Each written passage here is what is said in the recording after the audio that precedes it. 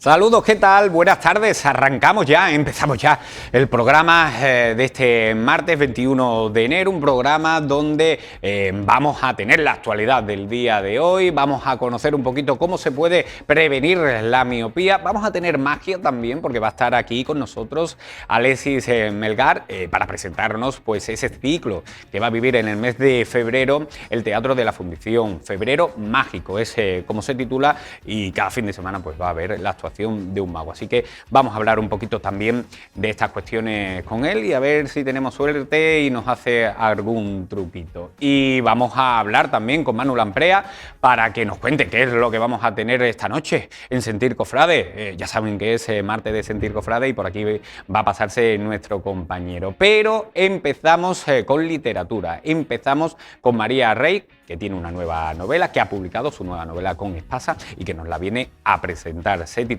Sonó un violín en París y con ella vamos a comenzar.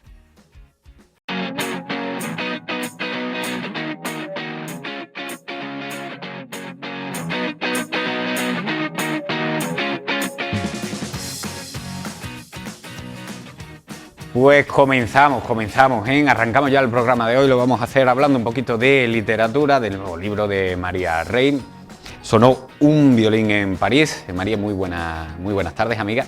Un placer tenerte por aquí. Hombre, encantada. De verdad, mil gracias por invitarme.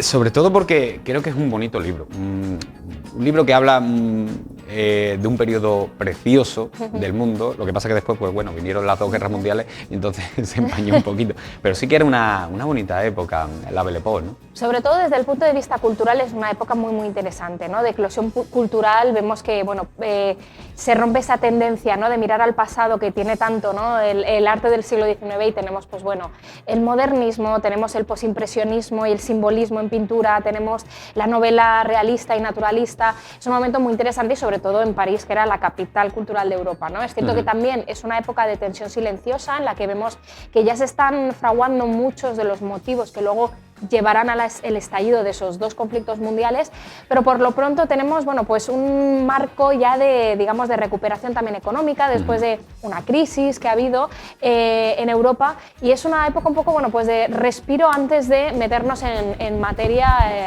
al pasar el siglo XX. ¿Has visto Medianoche en París? Por supuesto. ¿Es la mejor época? ¿Esta época, la Belle Époque, es la mejor época o hubo otras? Es una de las buenas épocas, ¿no? Tanto ¿Sí? Las 2 épocas que he explorado que aparecen en Medianoche en París, que además las he tocado tanto en mi primera novela como ahora en esta, ¿no? Tanto en los años 20, la Belle Époque. Yo creo que cada época tiene, digamos, un atractivo especial, pero yo lo que digo siempre, yo miro al pasado desde el interés y la inquietud, no tanto desde el romanticismo o la nostalgia, porque bueno, luego cada época también tiene su parte negativa. A ver, como todo. Pero sí que es cierto, yo estoy contigo, yo creo. Esta tiene algo especial. Sí. La Belle Époque tiene algo especial. De alguna manera se abrazan, digamos, 2 mundos, ¿no? Por un lado tenemos ya la modernidad que tanto asociamos al siglo XX, empezamos a ver cómo las ciudades se están llenando, bueno, pues de todo tipo de transportes, va avanzando la electricidad, vemos que ya se ha consolidado, ¿no? El Estado liberal o la economía de libre mercado que tan familiares son para nosotros hoy día, pero también tenemos, bueno, esos elementos que quizá vinculamos más con épocas más alejadas, que como es esos coches de caballo, ¿no? Esa forma de vestir, ¿no? Todos pues, pertrechados con su sombrero y con esos vestidos, ¿no? Y esos fracs en el caso de los hombres en las ocasiones de etiqueta.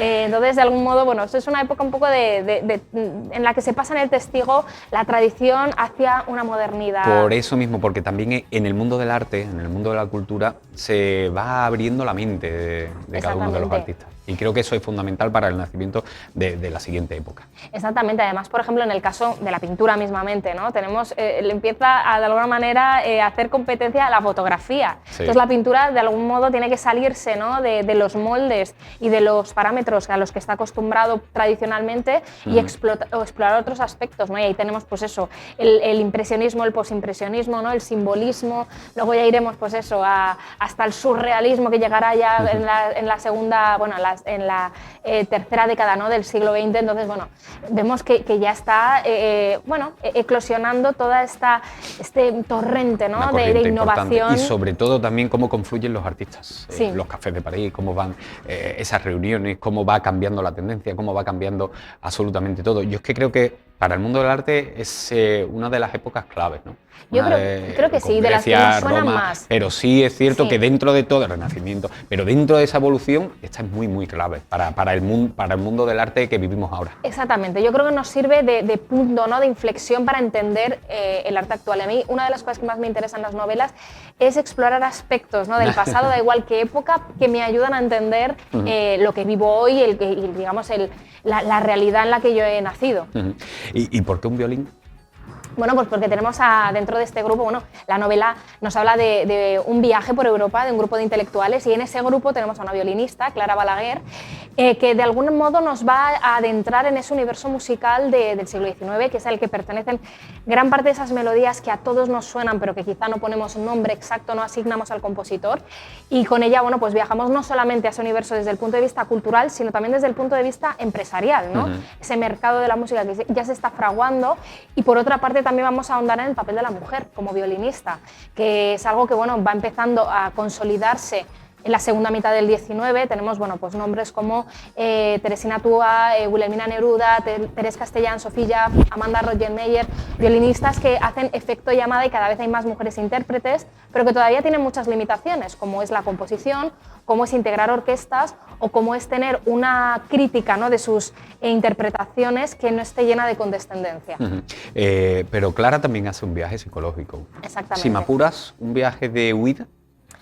Es un viaje que al principio es de huida, pero se da cuenta que se da de bruces con ella misma una y otra vez, ¿no? Ella, después de haber conseguido cierto éxito en su carrera, está en un momento de encrucijada existencial, y vamos a ver cómo a ella la acompaña en el proceso que tiene de identificar qué es lo que quiere hacer con su vida y con su profesión, una ansiedad a la que ella no pone nombre, ¿no? Aquí también es otro de los temas que aborda la novela, que es la salud mental, y en el caso de Clara vemos que ella tiene que lidiar con estos episodios de ansiedad mientras está buscando cuál es la salida, cuál es el camino que ella quiere seguir, ¿no? Más allá de lo que los demás quieran de ella, qué es lo que ella quiere lograr para autorrealizarse en su profesión.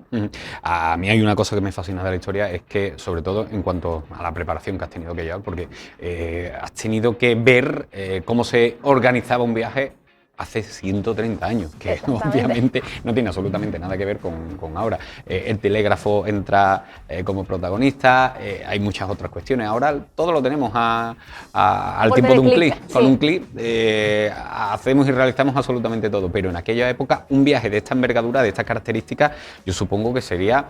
pues cuanto menos la Odisea se queda muy cerquita de lo que tenía que organizar, ¿no? Era más laborioso, había que tener paciencia, porque claro, al final a mí siempre me gusta pensar, ¿no?, y es algo que digo, que los viajes empezaban en una librería, porque ahí era donde te tenías que hacer con tu guía de viajes, que en ese momento ya existían, estaban las Baedeker, que son con las que yo me he documentado, estaban también las Roswag. Bueno, ya tenemos ahí diferentes ofertas, ¿no?, de guías de viaje que tenían información muy detallada sobre aspectos como cuáles eran los alojamientos disponibles en cada ciudad, cómo contratar según qué servicios de transporte, incluso guías turísticos que te enseñaran, por ejemplo, si llegabas a Florencia, quién te podía enseñar la ciudad. Ya hay muchos de los servicios que hoy tenemos asociados al turista y que el turista le parecen indispensables, ¿no?, a la hora de pensar en un viaje, y entonces existían, pero evidentemente para un público mucho más reducido, elitista, y por otro lado con un método de contacto que nos lleva a la carta, nos lleva al telégrafo, es decir, y unos tiempos diferentes. También existía en la época la opción de contratar los servicios de una agencia de viajes, o sea que eso también existía entonces. O sea que el turismo de antes o el de ahora no es tan diferente al de antes. No es tan diferente, no es tan diferente. Es cierto que hay elementos que han cambiado, pero incluso los puntos calientes del turismo en Europa siguen siendo los mismos, ¿no? Para mí ha sido muy bonita la experiencia a través de la documentación y luego del proceso de creación, de recorrer una Europa tan familiar, pero que ha ardido dos veces entre medias. Por lo tanto hay elementos, hay rincones que son distintos, pero hay un punto en común, ¿no? Conectamos con esa Europa, nos resulta, es casa de alguna manera. O sea, antes había también free tour y estas cosas, ¿no? Más pues o menos, free ¿no? tour no había, Hombre, pero sí guías turísticos. Tanto como gratis no, pero guías turísticos sí. Totalmente. Es bonita la historia porque no todo lo que parece es. Hay cambios. Sí, al final no dejamos de estar ante un grupo de viajeros muy conectados con las élites de París. Tenemos, la gran mayoría están asociados, digamos, a esas élites culturales, pero también tenemos algún que otro empresario y todos parten con una reputación y con un ego, ¿no? A las espaldas. Por lo tanto, sus primeras interacciones van a ser muy medidas porque aquí todo el mundo quiere llevarse bien, ¿no? Y quiere controlar mucho qué saben los demás de ellos y controlar mucho la reputación que tienen y demás. Entonces vamos a ir viendo cómo de algún modo se van cayendo las máscaras a lo largo del viaje, algo que es natural a base de convivir, ¿no? Y de conversar y que aparezcan temas como la política o la diferente manera que tiene cada uno de relacionarse con el arte. Y aparte es que Le Petit Journal, que es uno de los periódicos de mayor tirada en Europa en ese momento, empieza a publicar algunos detalles del grupo y esto, bueno, pues va a atentar totalmente, bueno, con ese celo, ¿no? Con el que se quiere cuidar la imagen cada uno porque tiene una reputación. Porque ese valor que tú le das a la prensa, obviamente se lo tienes que dar. Viene reflejado en esa, ¿no? En esa característica de Petit Journal que va narrando y va contando las peripecias. Exactamente, es un momento Pero eso lo has hecho de forma intencionada porque era necesario para explicar cosas o es porque también tu vena periodística nace. Bueno, a mí siempre me encanta, en la medida que haya a disposición, ¿no? Ver un poco cuál era el ambiente periodístico de la época. Me parece además una de las formas que tenemos de a veces de llegar a... Cuando el periodismo era algo. Ahora... Bueno, al final tenía su papel en el que se casó pues, la prensa, ¿no?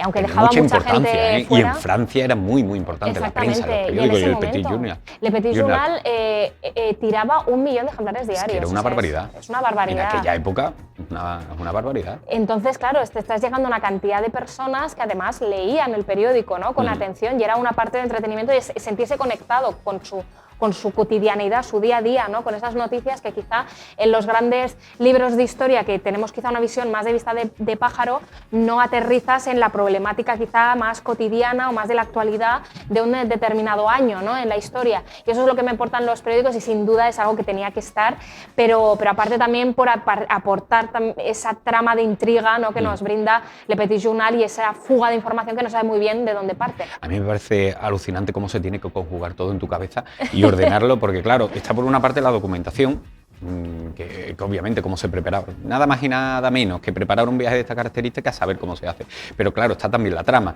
y está por otro lado el rigor histórico que tiene que tener una novela histórica como la tuya. Entonces, qué batiburrillo, ¿cómo se organiza todo eso? Porque tiene que ser complicado, ¿eh? Pues tiene que ser muy complicado. No, nada me digas que es fácil. Bueno, fácil para ti sí, porque o sea, estás muy acostumbrado. Pero yo creo que bueno, al final llegará un momento en el que te tires de los pelos literalmente. Hombre, hay momentos que sí, Además, yo creo que para mí la clave, lo que me da muchísima estructura es empezar por la documentación, ¿no? El conocer bien la época antes de ponerme a diseñar los personajes y sus tramas, porque para mí es muy importante al hacer novela histórica, ¿no? Que pese a que los personajes sean ficticios, como es mi caso, yo trabajo con personajes ficticios en los papeles protagonistas, que estén muy anclados a su tiempo, ¿no? Que sean hijos de su tiempo, porque me parece que es la forma de realmente viajar al pasado.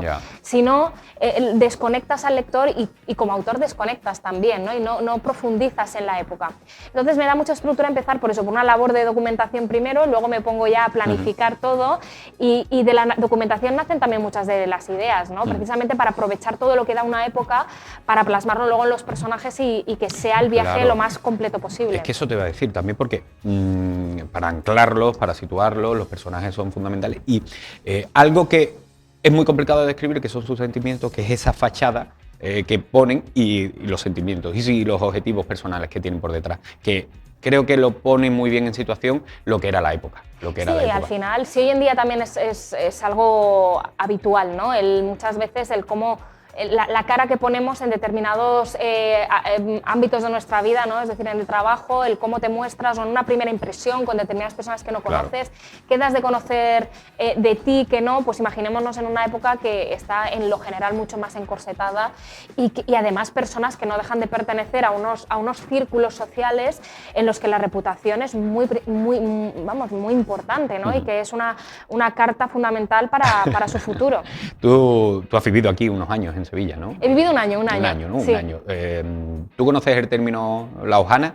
¿No lo llegaste a conocer? No me suena Pues es mucho. muy sevillano, la hojana sevillana Sí. es muy eso, Sí. el aparentar que todo está bien, que yo contigo me llevo genial, que Sí. te doy eso, hojana, pero que por detrás Ya. te pongo de vuelta y media.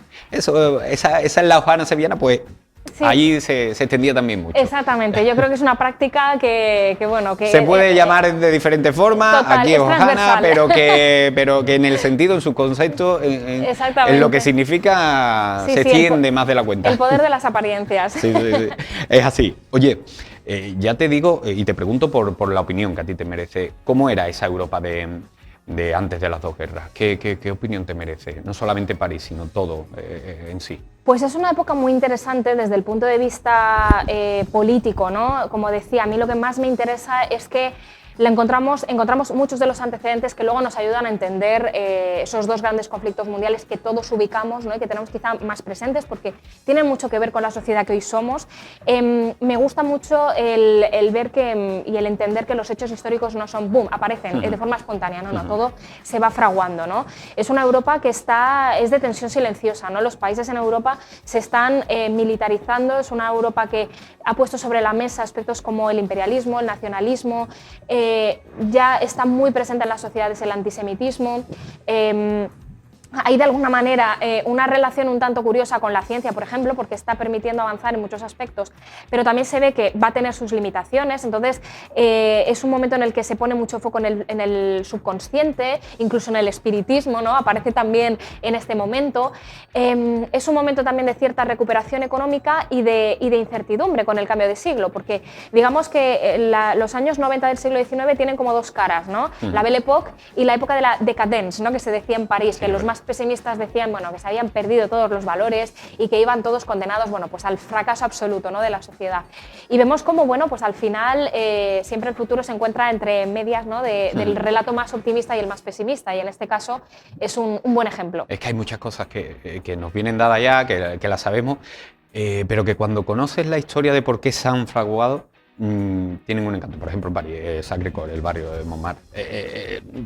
Es que, claro, ¿por qué tenía esa fama, tan mala fama anteriormente y ahora pues digamos, uno de los barrios más bonitos y más significativos de París, ¿no? Y cómo se fueron ubicando pintores, artistas en esa zona. Y cómo va cambiando París, ¿no? Y cómo va cambiando, ¿no? Pero y aparte, es lo que tú decías, en general, en Europa, cómo se va fraguando todo, cómo va cambiando todo, cómo va emergiendo las corrientes.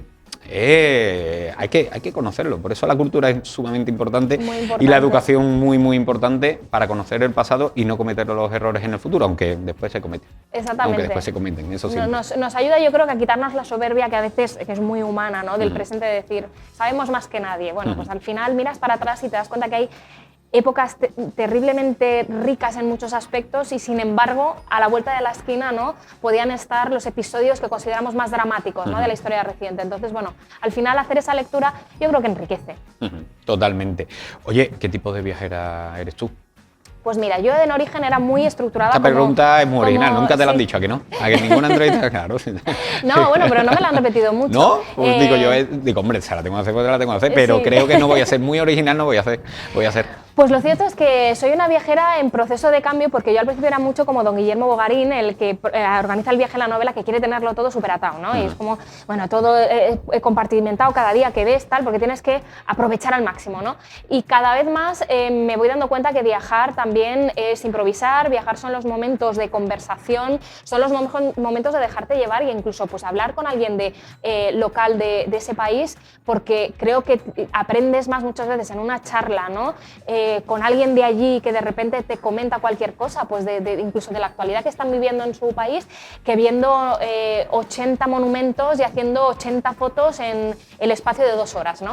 Entonces, cada vez más me impongo a mí misma frenar y realmente aprovechar el viaje como una experiencia de pausa, de catarsis, de epifanía, de aprendizaje, y de no trasladar muchas veces el nervio que tenemos en el día a día también a los viajes, ¿no? Es decir, a todo le tengo que hacer fotos y tengo que ir a todos los sitios, pues si me dejo uno es horrible. No, estoy cambiando. Yo lo que pasa es que en estos viajes express quienes están perdiendo mucho son los museos. Creo que están perdiendo muchísimo. Porque claro, cuando decides viajar, lo primero que vas eliminando son los museos. No, bueno, prefiero ir a tal sitio, a este monumento, a tal...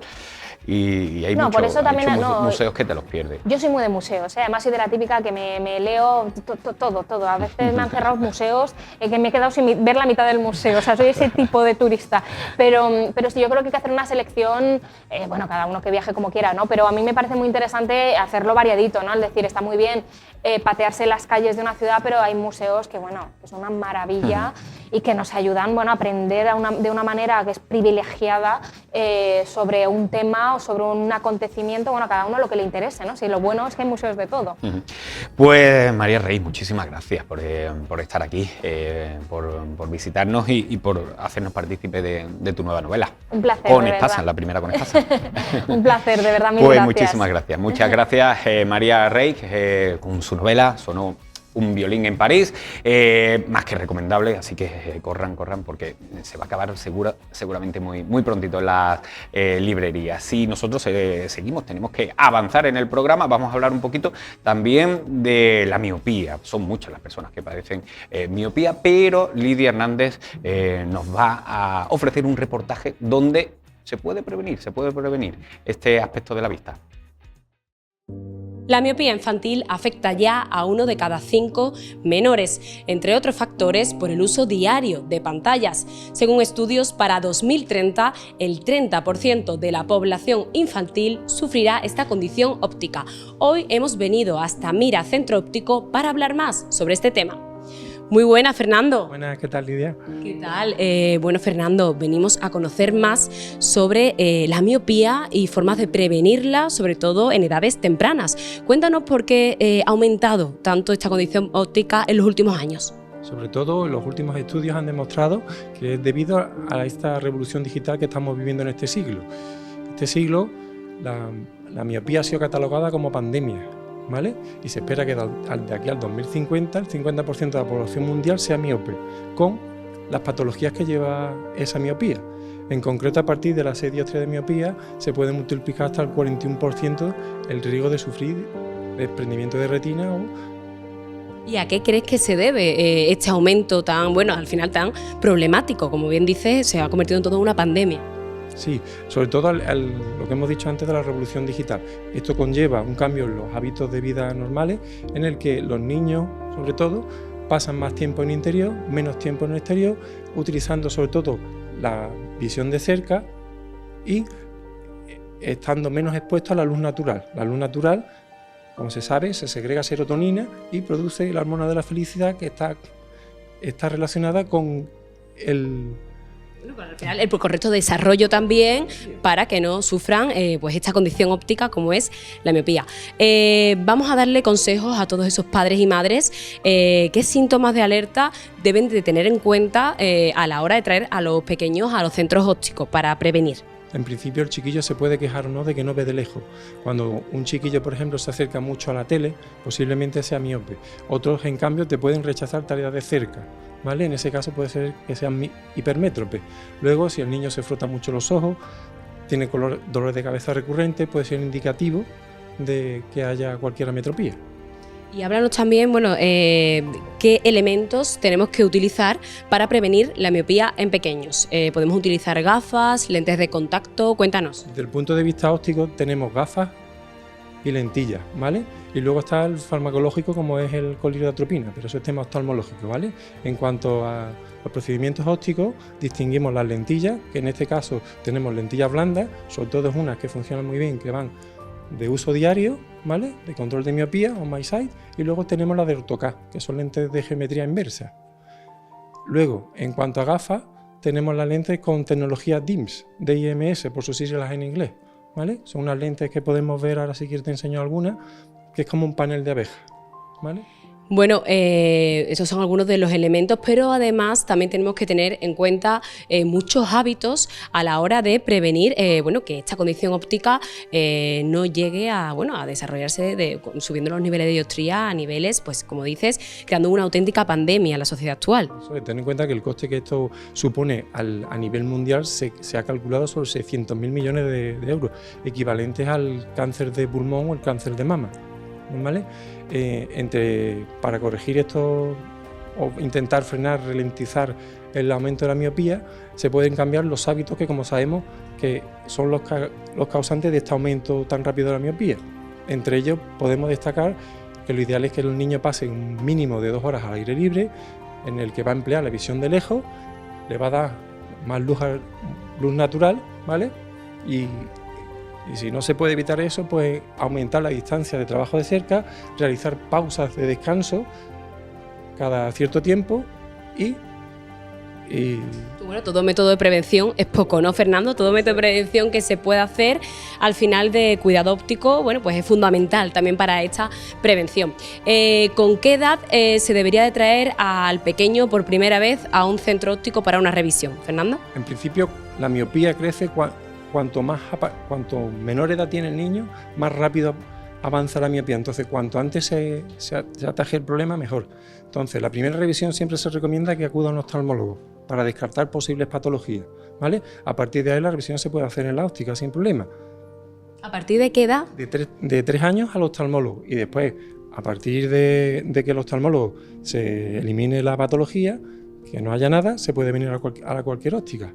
Bueno, tenemos aquí a Marta también que nos acompaña, que bueno, Marta, tú llevas desde los 12 años con lentes de contacto para prevenir el desarrollo de la miopía. ¿Y cuántos años tienes ya? Ahora mismo tengo 20 años y desde que empecé con las lentes de contacto para el control solamente me ha aumentado 2 dioptrías, y teniendo en cuenta que fue en una fase de desarrollo de los 12 a los 20 es bastante fuerte, la verdad. Bueno, 2 dioptrías en 8 años.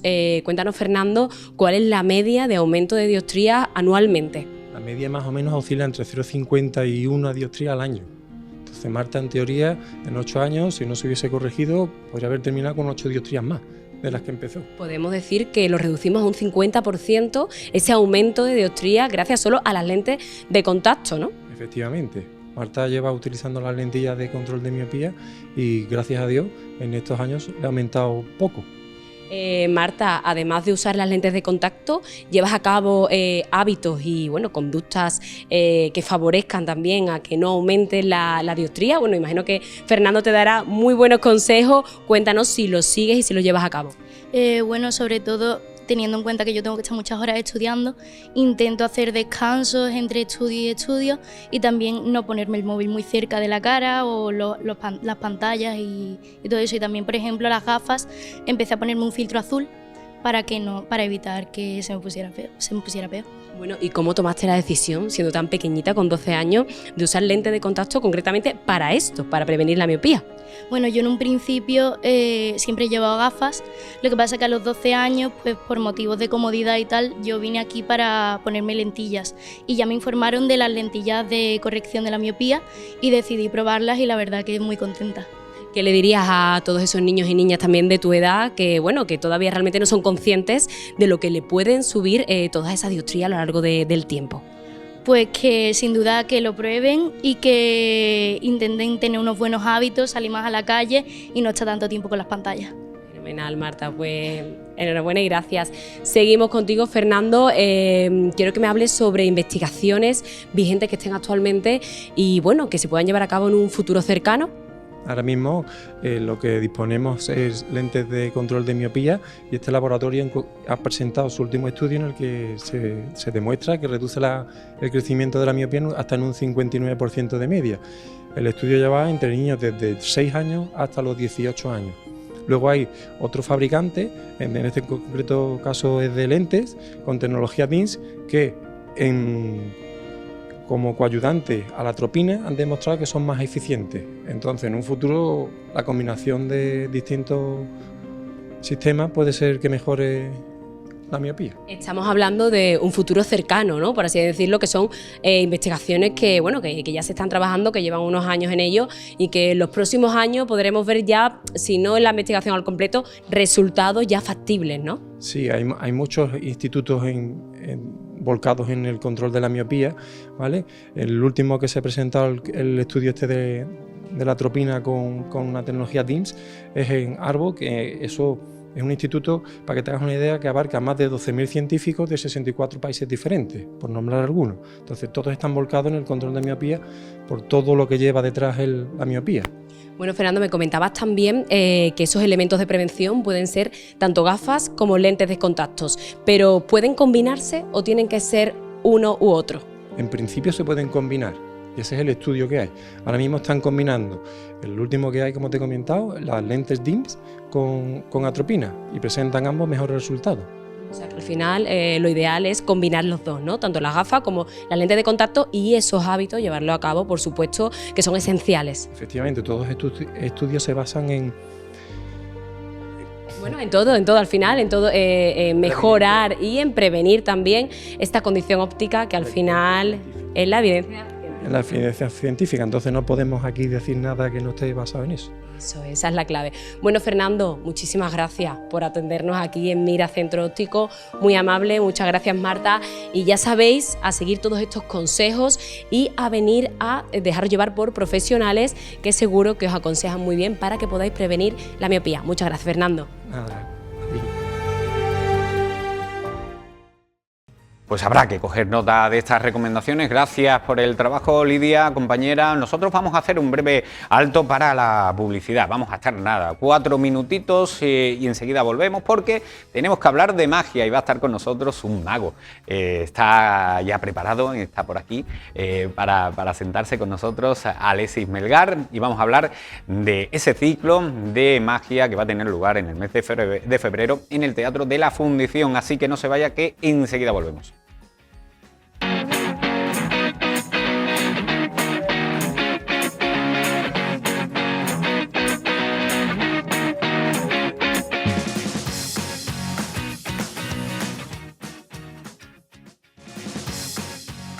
Para una persona como yo, que es una apasionada de la magia, del mundo mágico, pues la siguiente entrevista, oye, pues tiene su aquel, sobre todo porque vamos a hablar de un febrero espectacular, un febrero mágico que va a vivir el Teatro de la Fundición, donde cada fin de semana pues va a haber un pequeño espectáculo de un mago diferente en un ciclo que creo que es muy acertado, como le han titulado, Febrero Mágico. Además, también febrero es el mes de mi cumpleaños. Alexis Melgar, muy buenas tardes. Así que para mí, fíjate si es mágico febrero, pero creo que es muy interesante, es muy importante. Amigo, buenas tardes. Buenas tardes. El que se le dé ese espacio a la magia en un teatro mágico que a mí me encanta también, como es el de la Fundición. Y te digo, yo es que he crecido con magia borrasa. Yo también. Intentando ser mago. Yo no lo conseguí como tú. Yo también. No tenía esa chispa, pero sí que es cierto. Y con vídeos de Juan Tamarí. ¿Tú te acuerdas cuando salió una edición de vídeos de VHS de Juan Tamarí que se vendían en los kioscos y que te explicaba los trucos, sí, la magia que él hacía? Pues eso lo coleccionaba yo de pequeño. Sí. De hecho, los magos que hay como hornadas que han sido fruto de, por ejemplo, hay una hornada de magos, los de mi generación, sí, que somos fruto del Magia Borrás. Sí. Casi todos hemos tenido la cajita de Magia Borrás. Y luego, 10, 15 años después, hay una hornada de magos que salieron con los fascículos de Juan Tamarí, El Mundo Mágico, y salieron de ahí. Luego otra hornada que salieron ya más adelante, ¿no? Entonces hay como oleadas de aficionados a la magia, ¿no? Porque la magia puede tener altibajos.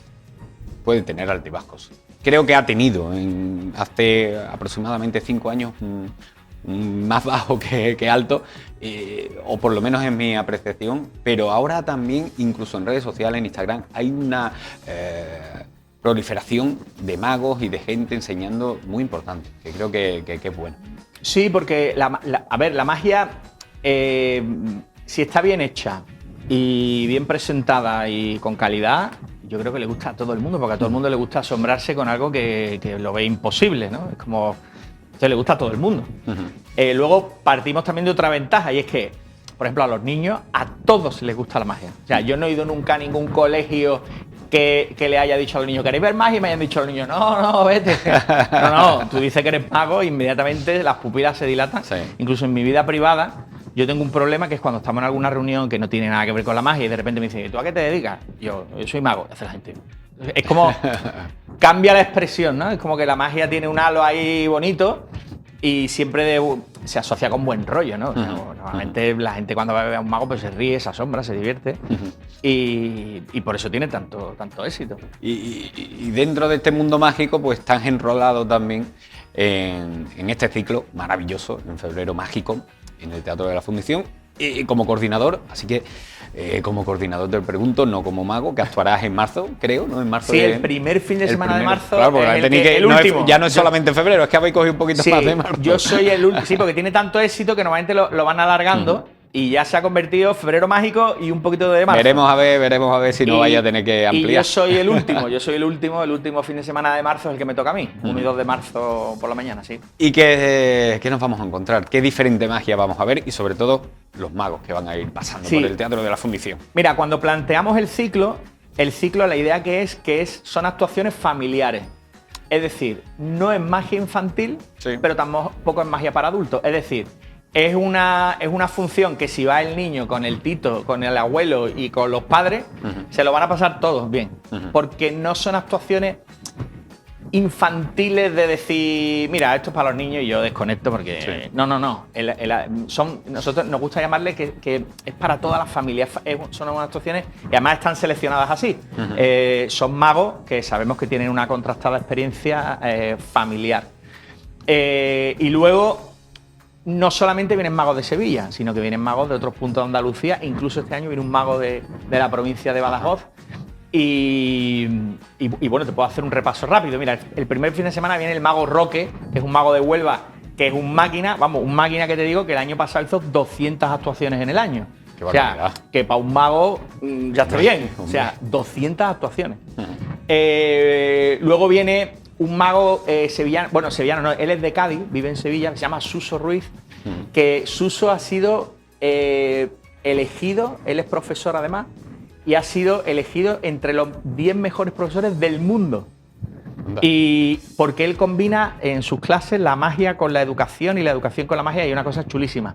Entonces, hace también espectáculos en la fundición. Luego viene un mago y una maga, que magas hay muy pocas.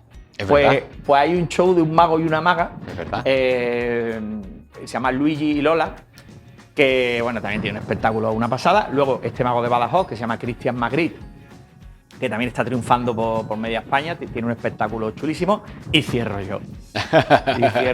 El show, la magia de Alexis Melgar, pues para pasárnoslo bien, de buen rollo, un show muy loco y muy divertido y nada, que espero que guste. Y que hay que ir, y que sobre todo, antes de que se me olvide, porque ahora nos vamos a empezar a hablar de otros temas, seguro que nos desviamos, las entradas, ¿dónde se pueden adquirir? Sí, las entradas en la página web del Teatro La Fundición, entráis en internet, ponéis Teatro La Fundición de Sevilla y ahí os van a aparecer, entráis en programación familiar y en programación familiar vienen todos los espectáculos, que son todos los sábados y domingos de febrero y 1 de marzo a las 12 del mediodía. Hay diferentes precios de entrada, pero los precios son muy para que la familia lo pueda dar. Y luego es un teatro muy guay porque es muy chulo. No es demasiado grande ni es demasiado pequeño. Entonces la magia se ve muy bien, porque lo ves casi ahí muy de cerquita. Y nada, las entradas eso. Y sobre todo, esto lo digo yo, no lo dice Alexis, para que no parezca una herramienta de marketing, corran, porque sí es verdad que se agotan muy rápido. Se agotan muy rápido. Todos los años se agotan las entradas de todos los espectáculos. Por eso lo digo. Que el mismo teatro los flipa. O sea, los del teatro, claro, cuando yo les digo, oye, seguimos el año que viene con el ciclo, me dice, hombre, por supuesto. ¿Cómo? Seguimos. Pero lo dudas, Seguimos porque, claro, no hay muchas entradas, son 140 por sesión. Por cada actuación. Y claro, vuelan. Sí. Afortunadamente. Yo es que antes incluso de que tú vinieras, pues sí tenía ya ese conocimiento de este ciclo maravilloso. Que te pregunto, ¿cómo nace? Pues mira, nace de una manera muy curiosa. Yo tengo un show, hacía en ese momento. En Sevilla hay otro teatro que es el teatro más pequeño del mundo. Sí. Que está en el mercado de Triana. En el mercado de Triana. Eso es. Y entonces, hemos hecho un gran reportaje aquí, al teatro más pequeño del mundo. Y entonces a mí me hacía mucha ilusión actuar allí. Y entonces pues hablé con el dueño del teatro y empecé a actuar allí pues casi semanalmente. No lo hacía tanto ni económicamente ni nada, lo hacía porque me encantaba actuar allí, porque era un sitio muy chiquitito. Porque tenía esa magia. 20 butacas o 30 butacas, ni más. Y entonces un día viene de espectador sin yo saberlo, el director del Teatro de la Fundición, que se llama José Lucas, y entonces, de ese momento, luego cambió. Y entonces viene a ver el espectáculo, le encanta porque va con toda su familia y dice, esto hay que hacerlo en el Teatro de la Fundición. Y entonces me dice, venga, vamos a buscar una fecha para programarte a ti en el Teatro de la Fundición. Y entonces yo, que soy muy negociante, le digo, uy, mira, José, se llama José Lucas, digo, José, ¿y si en vez de solo yo traemos durante un mes magos todos los fines de semana? Y yo soy uno más, pero todos los fines de semana magia. Y dice, pues venga, vamos a hacerlo. Tú te encargas de buscarme magos buenos, tal, yo me encargo.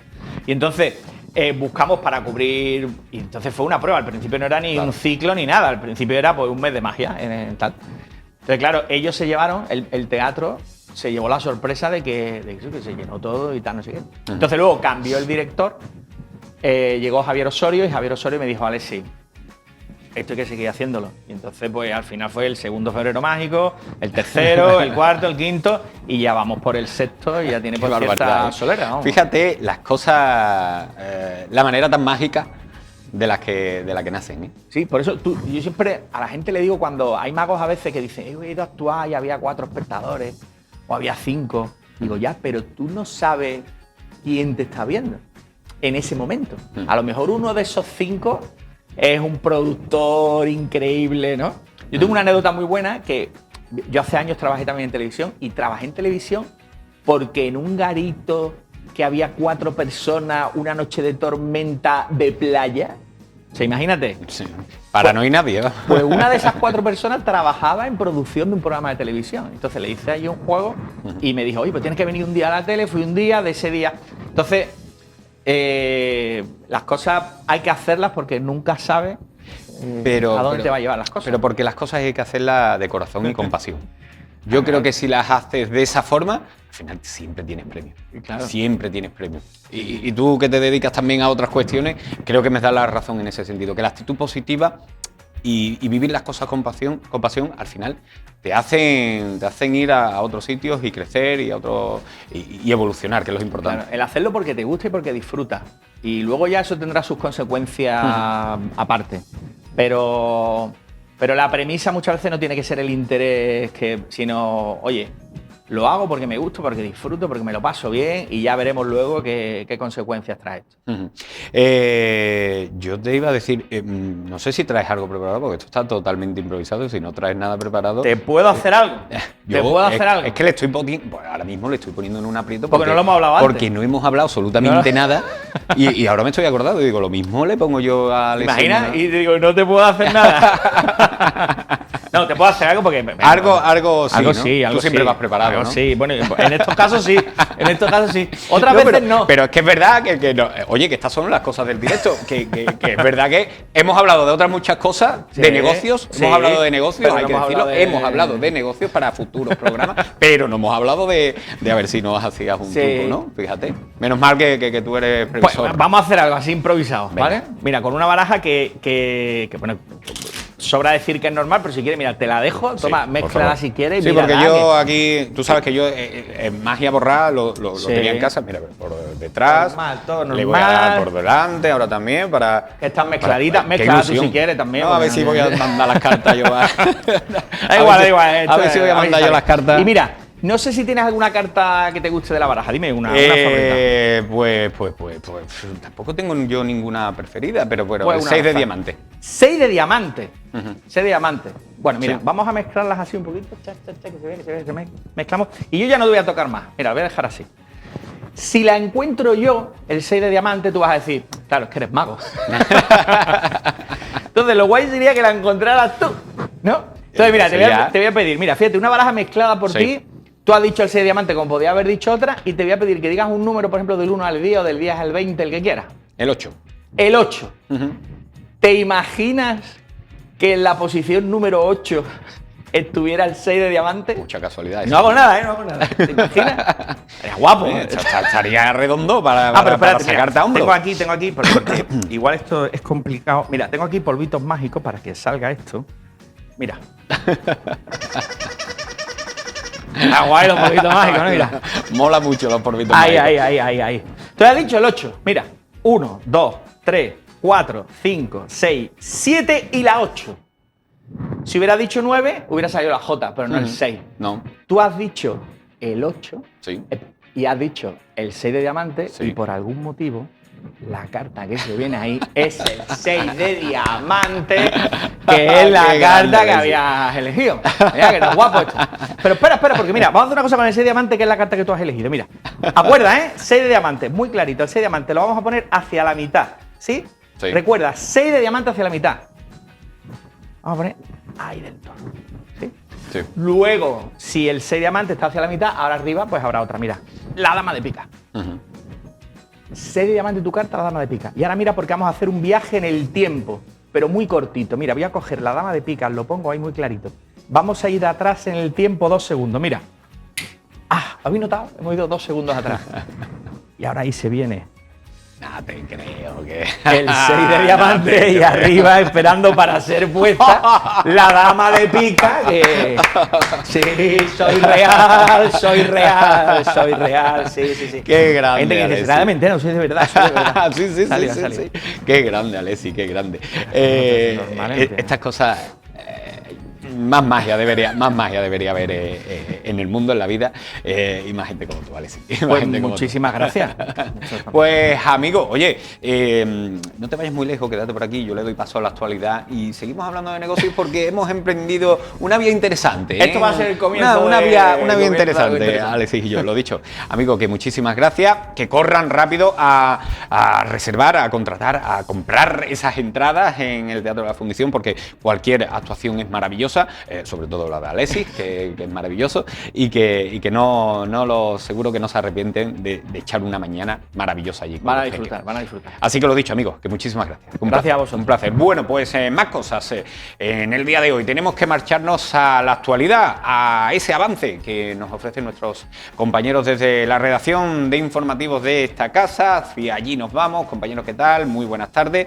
Contarnos esa última hora que vamos a tener también ampliada en el informativo a partir de las 8:30. ¿Qué tal, Manolo, compañero? Estamos preparando unos nuevos servicios informativos que te vamos a ofrecer a partir de las 8:30 de la tarde. Hoy vamos a comenzar acudiendo a Comisiones Obreras, que ha presentado un informe que recoge el nivel salarial de la provincia de Sevilla, sobre todo haciendo mención a la brecha salarial entre mujeres y hombres y también destacando también el papel de la dificultad de los jóvenes para acceder a la vivienda a causa también de los bajos salarios que tenemos en nuestra provincia, diferencia a nivel nacional y a nivel europeo.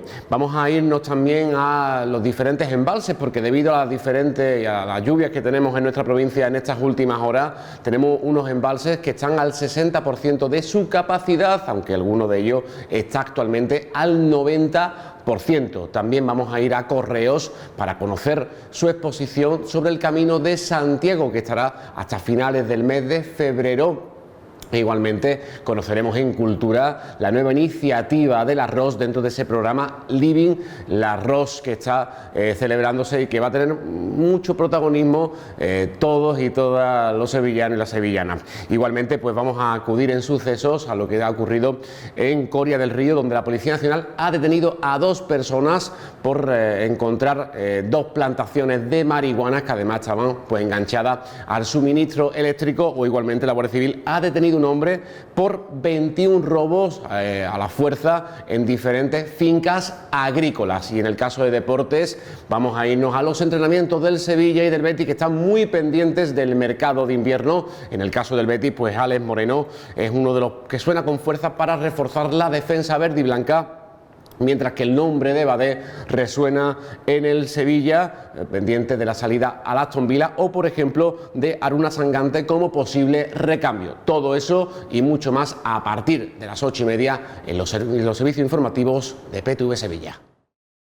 4 de cada 10 personas que trabajan en Sevilla apenas llegaron a los 1.000 euros de rentas salariales este año, lo que se traduce en 390.000 personas que han trabajado y vivido con situaciones de extrema necesidad en un contexto de muchos beneficios empresariales.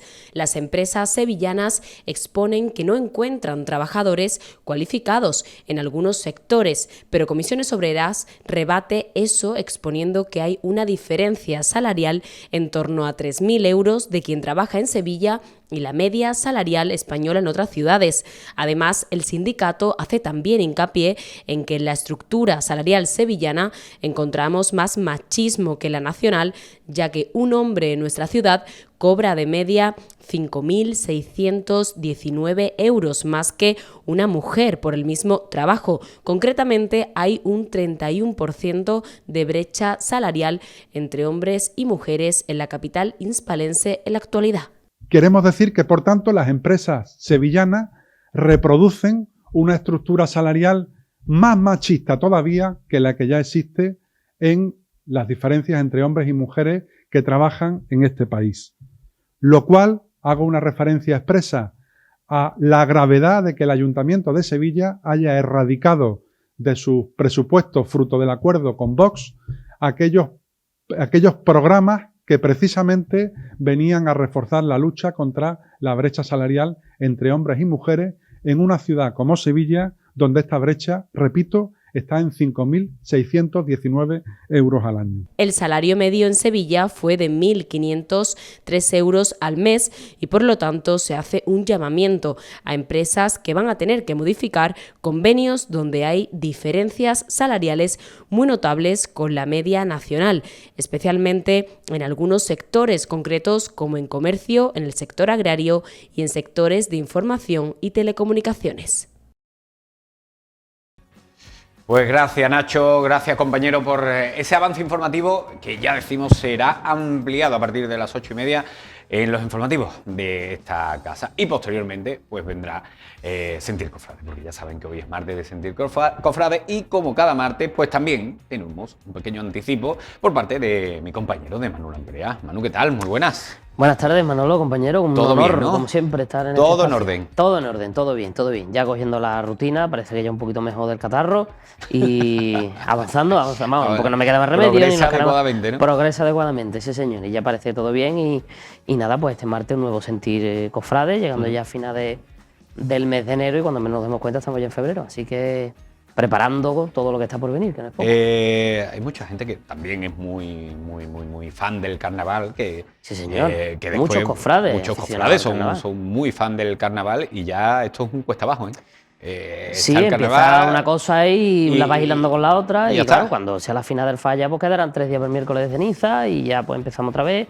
Esto es una rueda que no termina nunca de girar, así que sí, vamos, y de hecho yo suelo escuchar un poco de carnaval, no soy tan aficionado, pero alguna letrilla que otra chapurreo. Sí. Hoy en esta edición tenemos un amigo, Fede Quintero, que también no solamente sale de Baltasar, pues sino que también va a salir en el Falla, va a estar en el Falla con una chirigota, con la chirigota de un grande del carnaval, que creo que es una institución en el mundo de la chirigota, y corrígeme si me equivoco, que yo creo que es así. Sí, señor. Y que, bueno, pues va a compartir escenario con él. Pues nada, estaremos pendientes. Ya Fede está visto y comprobado que se apunta a un bombardeo. Así que yo además yo quiero ser como él. Oye, por cierto, le hizo mucha gracia el comentario cuando salió a la terraza del restaurado y con la energía que salió. Sí, hombre, es que levantó la calle en un momento, vamos. Se vino muy arriba. Fotos, se vino arriba y estaba la calle entera entregada a sus pies, así que... Bueno, vamos a hablar un poquito de Sentir Cofrade de esta noche. Pues mira, Manolo, esta noche tenemos ni más ni menos que al pregonero de la Semana Santa de Sevilla, José Joaquín León, que el día 6 de abril pronunciará este pregón. Intuimos que ya lo tiene ya prácticamente rematado, porque normalmente se solicita tener el pregón rematado a 2-3 meses aproximadamente de su declamación y bueno, conoceremos un poco cómo lo lleva, cuáles han sido sus impresiones, qué es lo que va a contar. Y sobre todo, pues bueno, le preguntaremos también acerca de cómo ve la Semana Santa actual, ¿no? Que siempre también nos gusta conocer la visión del pregonero, no solo en el apartado literario, sino también en el apartado propiamente dicho del día a día de la fiesta. Después viene un joven que tiene una proyección brutal, que ya de hecho ha realizado y ejecutado varias piezas para una cofradía, como es ni más ni menos que La Esperanza de Triana. Hablamos de Antonio Castro del Pozo, que es diseñador. Y la verdad que tiene un estilo elegantísimo y cada vez son más las corporaciones que están apostando por él. Como ya te digo, la Esperanza de Triana ya tiene mantos diseñados por él, los faldones de los traslados de los cultos de Cuaresma también han sido diseñados por él y tiene diseños repartidos también por la Hermandad de San Benito y en otros puntos de Andalucía y de España. Así que estaremos aquí con él para hablar también un poco de la actualidad del arte sacro. Y por último, nuestro amigo Ramsés Torres, que vuelve después del parón navideño. Y vamos a volver a hablar una cofradía que hablamos también aquí en este espacio la semana pasada, que nos es muy afín y muy común, como es la Hermandad de las Aguas. Hablaremos de los antiguos titulares de la Hermandad de las Aguas y recomiendo mucho no perderse que fue de aquel primer crucificado que, pues bueno, fue el que ni más ni menos cruzó aquel puente de Barcas a finales del siglo XIX para llegar a Sevilla, ¿no? Y que fue pues esa imagen, junto con la Virgen del Mayor Dolor de Montes de Oca, que cruzó el puente para hacer estación de penitencia desde el barrio de Triana. Y es muy curioso porque hablaremos también del carácter que tenía la Cofradía de las Aguas, que se le llamaba la Cofradía de Negro y seria de Triana, ¿no? Un barrio que siempre se ha caracterizado por la popularidad de sus cofradías, pues la Hermandad de las Aguas era precisamente todo lo contrario a lo que era hoy. En unos actos de presentación de ese aniversario que presidió y que realizó esa presentación, Manu Lamprea, que te tengo que felicitar. También creo que te felicitaron muchos hermanos de las Aguas porque les encantó y que no nos avisaste, amigo, que no tuviste. Es que yo sé que ustedes tenéis mucho compromiso. Yo el palito te lo tengo que soltar, hombre. Tenéis mucho compromiso. Me tengo que enterar yo por Fernando, que desde aquí también le mandamos. Sí, hombre, mandamos un abrazo, claro que sí. Yo lo que pasa es que sé que vuestras agendas son bastante generosas, ¿no? entonces no quiero yo tampoco meter el palito en la rueda. Así que yo apretado vamos ahora, que me están diciendo que nos tenemos que marchar. Bueno, Manu, que muchas gracias. Que gracias a ti, esta noche te vemos. Pues muchísimas gracias, igualmente, aquí esperando que pasen otros 7 días para sentarme contigo. Hoy ha sido cortito, pero otro día hablamos largo y tendido de muchas más cuestiones. Lo bueno te tengo que preguntar cosas. 2 veces bueno. Te tengo que preguntar cosas, amigo. Pues nada, lo dicho, que esta noche, a partir de las 9 de la noche, pues podrán seguir el programa estrella de esta casa, Sentir Cofrade, con Manu Lamprea, y que hay que estar muy al tanto, porque ya esto está aquí, la Semana Santa ya llega y hay que estar al tanto de todas las noticias y todas las informaciones. Lo dicho, pues nosotros nos marchamos, nos despedimos ya. Espero que hayan pasado también una feliz tarde. Mañana volveremos a partir de las 6 de la tarde con mucho Fitur, porque vamos a estar en la Feria Internacional del Turismo. No podía faltar Sevilla TV allí y estaremos con nuestro director, con Julio Galán y con Valentín Lobo, que se han marchado hacia allí. Así que hasta mañana, que pasen una feliz tarde. Hasta luego.